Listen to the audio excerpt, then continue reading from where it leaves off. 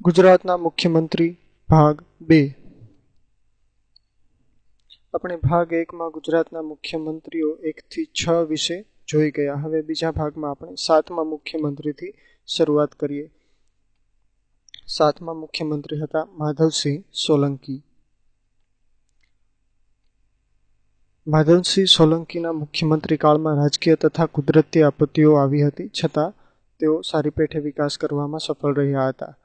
પછાત વર્ગોને મદદ કરવા માટે તેમણે કુટુંબ પોથીની પદ્ધતિ દાખલ કરી હતી તથા માધવસિંહ સોલંકીએ ખેતમજૂરોના દૈનિક વેતનમાં વધારો તથા લઘુત્તમ વેતનનો અમલ થાય એ બાબતને અગ્રતાક્રમ રાખી તેના વિશેના પ્રયાસો કર્યા હતા.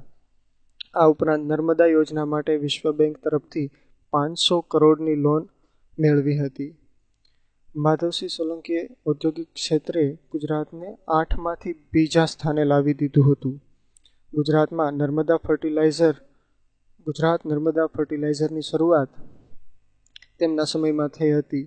હાલમાં તે પ્રથમ નંબરનું ફર્ટિલાઇઝર માટેની કંપની છે અને તે ભરૂચમાં આવેલી છે. 50 લાખ જેટલા બાળકો માટે 110 કરોડના ખર્ચે મધ્યાહન ભોજન યોજના માધવસિંહ સોલંકીએ શરૂ કરાવી હતી. યુનિવર્સિટી સુધી કન્યા કેળવણી મફત થાય તેવા પ્રયાસો કર્યા હતા. ખામ યોજનાને લીધે પ્રથમ વખત ઉચ્ચ અને નિમ્ન જ્ઞાતિ એવા ભેદ પડ્યા હતા.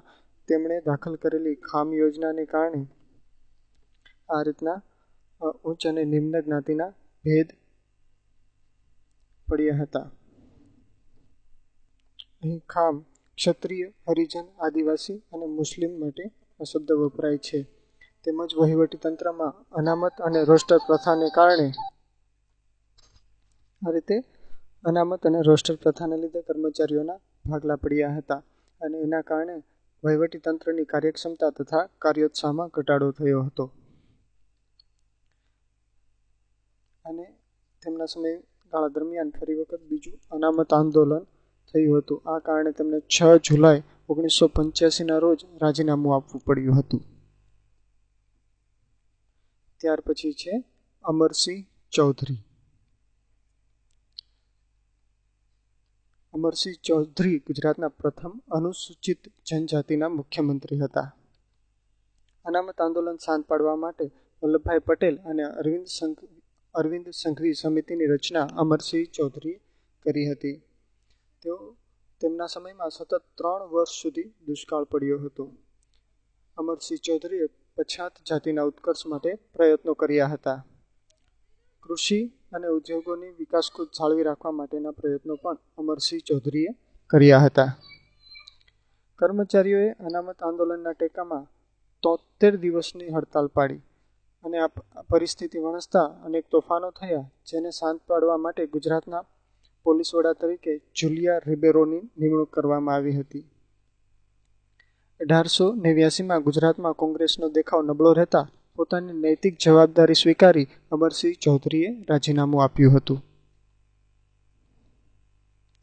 ત્યાર પછી છે છબીલદાસ મહેતા. ગુજરાતના 9મા મુખ્યમંત્રી એટલે છબીલદાસ મહેતા. તેમના સમયમાં સુરતમાં પ્લેગની મહામારી ફેલાઈ હતી. છબીલદાસ મહેતા 8મી વિધાનસભાના વિસર્જન સુધી મુખ્યમંત્રી પદે રહ્યા હતા. ત્યાર પછી છે કેશુભાઈ પટેલ. 14 માર્ચ 1995 થી 21 ઓક્ટોબર 1995 અને 4 માર્ચ 1998 થી 6 ઓક્ટોબર 2001 સુધી કેશુભાઈ પટેલ મુખ્યમંત્રી પદે રહ્યા હતા. તેઓ 14મા અને 18મા મુખ્યમંત્રી હતા. ગરીબી રેખા નીચે જીવતા લોકોના ઉત્કર્ષ માટે તેમણે ગોકુળ ગ્રામ યોજનાની શરૂઆત કરાવી હતી. તેમના શાસનકાળ દરમિયાન જૂન 1998માં કંડલાનું વાવાઝોડું આવ્યું હતું. ગુજરાતના ગામડાઓમાં માળખાગત સુવિધાઓ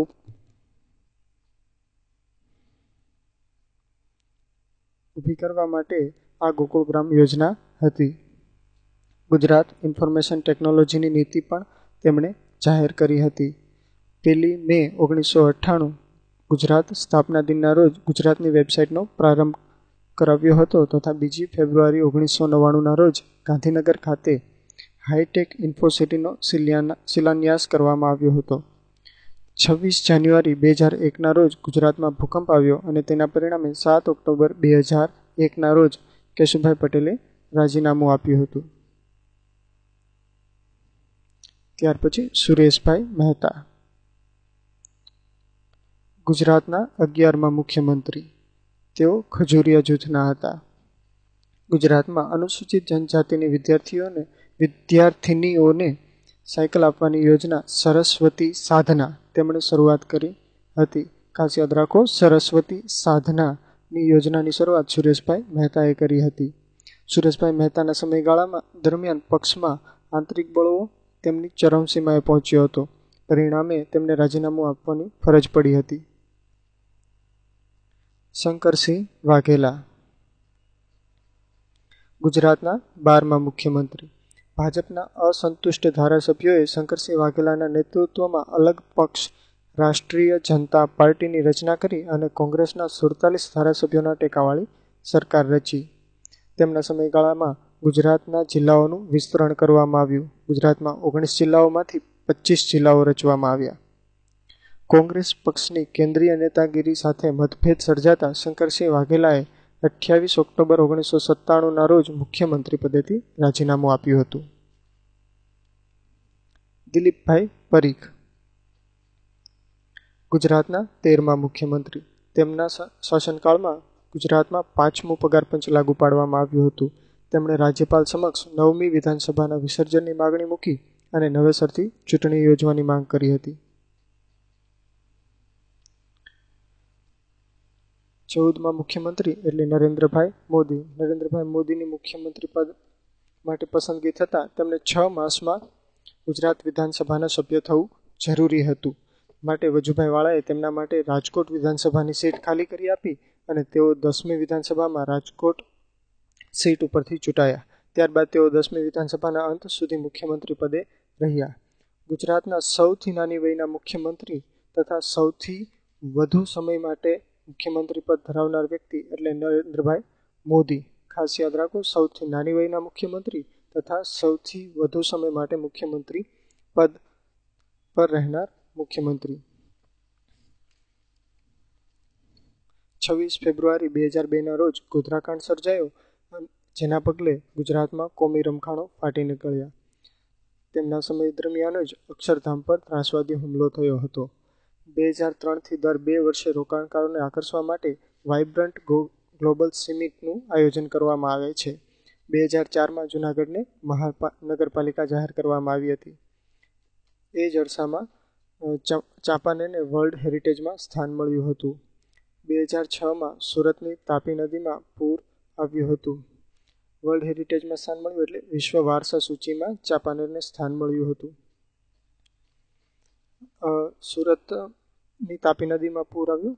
2006માં નર્મદા મુદ્દે સુપ્રીમ કોર્ટમાં ગુજરાતની જીત થઈ અને બંધની ઊંચાઈ 121.92 મીટર સુધી લઈ જવાની મંજૂરી મળી હતી.